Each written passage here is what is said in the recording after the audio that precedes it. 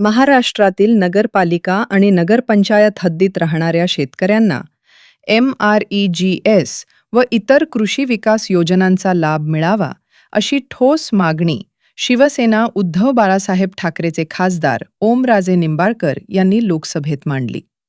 त्यांनी सांगितले की नगरपालिका क्षेत्रातही हजारो कुटुंबांची उपजीविका शेतीवरच अवलंबून आहे. परंतु केवळ हद्दीच्या निकषामुळे त्यांना योजनांपासून दूर ठेवले जाते.